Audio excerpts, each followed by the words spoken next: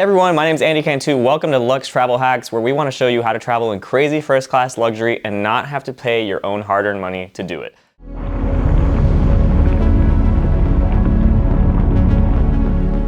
Today I'm going to teach you everything you need to know about traveling in luxury for free, right? So you might have seen all these crazy first-class experiences. You see celebrities or rich people getting on these crazy flights.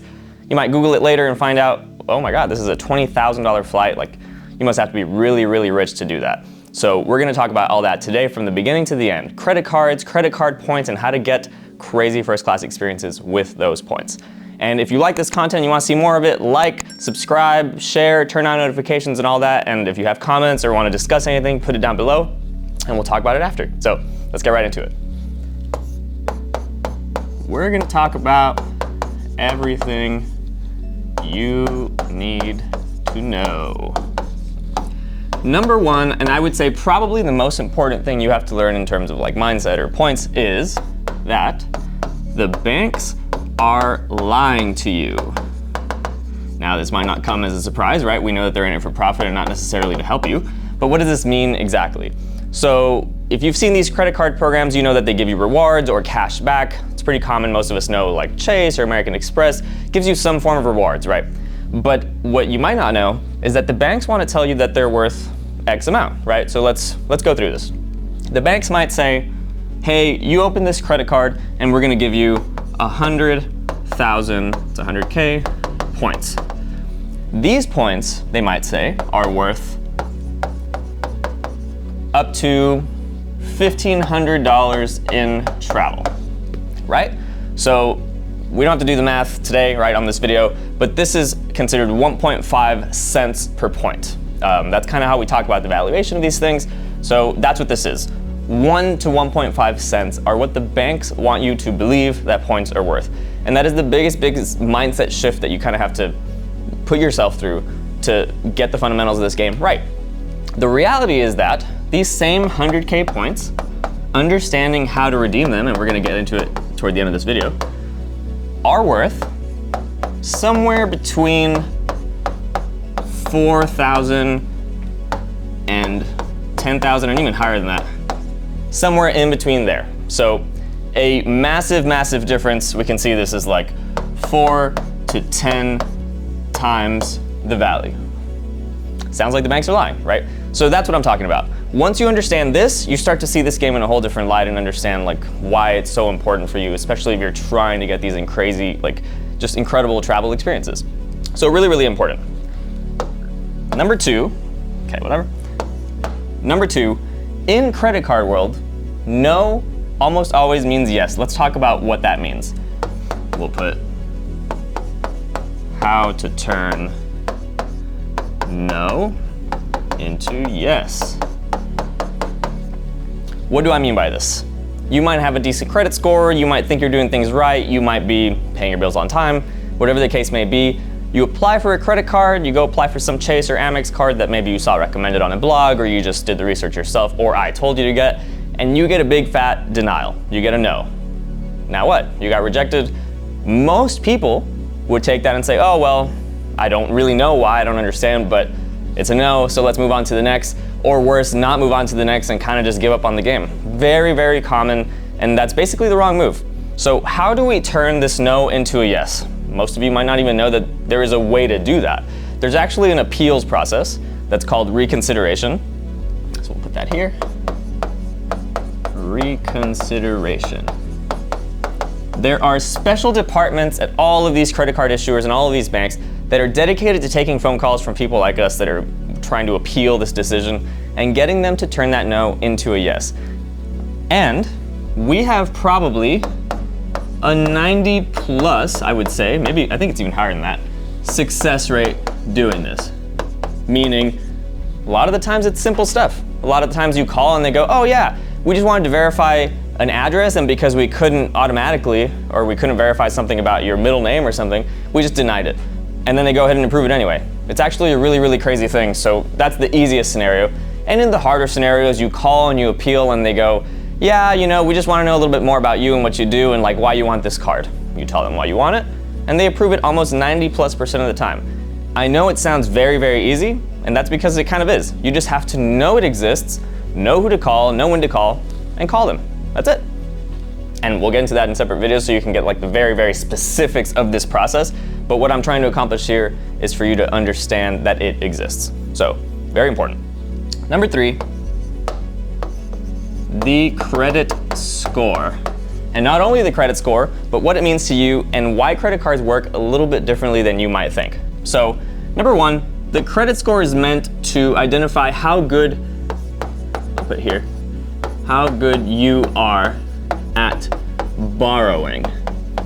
So it's not only about like math or if you make your payments on time or whatever, but what the credit score is designed to do, and really credit cards, I'll put here, is it's designed for the banks to identify how good you are at borrowing money. Meaning, can you handle credit cards? Can you handle auto loans, mortgages? Can you handle things with high interests without, going into deep debt and like having to close them all or pay them off over years? Basically, they want to know, can you handle these high limits? Can you handle more than one credit card? Can you handle more than one account? So, of course, you want to make your payments on time. Of course, you want to pay your bills in full. Of course, you want to avoid interest on your credit cards. We all know that the interest is very expensive. But the most important thing is to understand the psychology behind it. Why you want to do these things is that you want to show that you are capable of managing bigger and bigger and bigger amounts of money, more and more and more accounts. And that is why getting more credit cards is actually a good thing in the long term, because it shows them that you're capable of managing more accounts with increasingly bigger limits. So understanding this, not being scared of it, and kind of shifting that mindset is a major step forward in the travel hacking world. So, number 3, let's talk about, here I'll put everything continued. Number 4, and I would say probably the most important, is using your points for max value. And this one will have a little bit of meat on it, so I'm glad I got it on your screen to talk about it. So in point 1, you saw that the banks are lying, right? We get it. There's 10x the value to be had if you just understand how to do it. So how do you do it? That's what this point's about. Number 1, never use credit card portals. What do I mean by portals? Portals are the travel portals that Chase will have or Amex will have that basically says, hey, you want to buy a flight, you want to get a rental car, you want to get a cruise, come here and just click pay with points. Easy.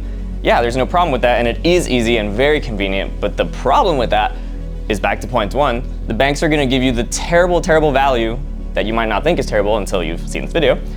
And now you understand that that's a horrible idea. So yes, you can use a credit card portal in a pinch, in an emergency situation, last resort. You need that one flight, you don't care about anything else, you have to leave tonight, whatever, right?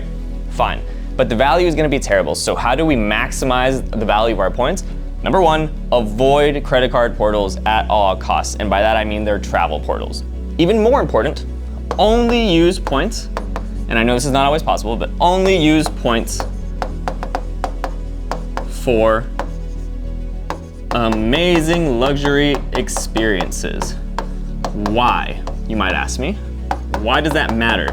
Why can't I fly in economy? Why can't I just fly to Vegas once a year and I get good value for my points? Because what happens is, we know economy flights are cheap, or at least cheaper relative to business class, relative to first class, just like 3-star hotels are cheaper than 5-star hotels and so on and so forth, right? So the thing that happens with points is that, let's just say you might have a 30,000 point flight to Vegas, let's just say.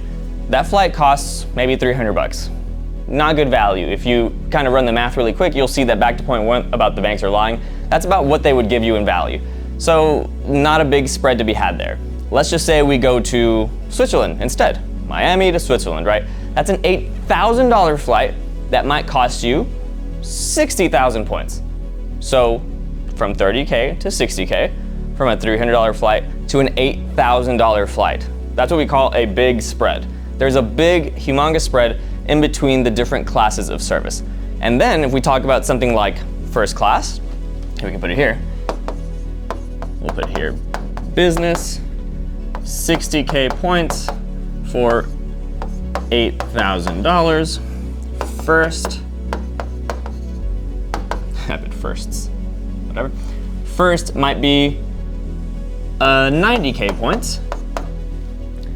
And here's even a bigger spread. A first class flight might be anywhere from 12 to, I'll put 12K, to like 25K.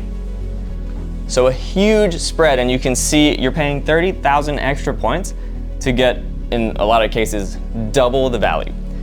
So let's talk about this. We kind of understand the relative value. You know that the spread in points is smaller than the spread that there would be in cash.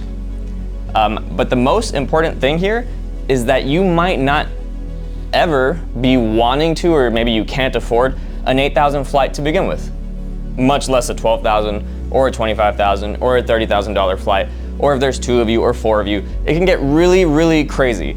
So what does this mean? This means that not only is your relative value good, but what you're gonna get is an experience that is basically priceless. It's an experience that you never would have even paid for, or considered paying for, or been able to pay for. And that, I think, is the beauty of this game, is not necessarily like, okay, can I mathematically get like the best spread or the best value for my points, but what experiences can I get for me and my family that are crazy and that I would never ever be able to afford or wouldn't be willing to pay for ever in my life. So that's basically what I wanted to talk to you guys about today. The 4 points, remember them. Number 1, the banks are lying, your points are worth more than you think. Number 2, don't let credit card denials, rejections, turn those no's into yeses. Don't let them stop you in this game, because a lot of the times they're just superficial and can be gotten rid of easily. Number 3, your credit score and the whole credit card game is really important to master from a financial perspective, so that you can kind of have a healthy mindset going forward and as you progress through this luxury travel hacking game. And number 4, use your points for max value and stretch them as far as they can go. Luxury experiences, avoiding credit card portals, and things like this. So if you want to learn more about this kind of stuff, I've actually put together a free training to show you. I know it can be a little bit complicated, so I've put together an A to Z way and step-by-step way for you to understand this. All you gotta do to get access is click the link. I'll see you inside, and I'll see you in first class.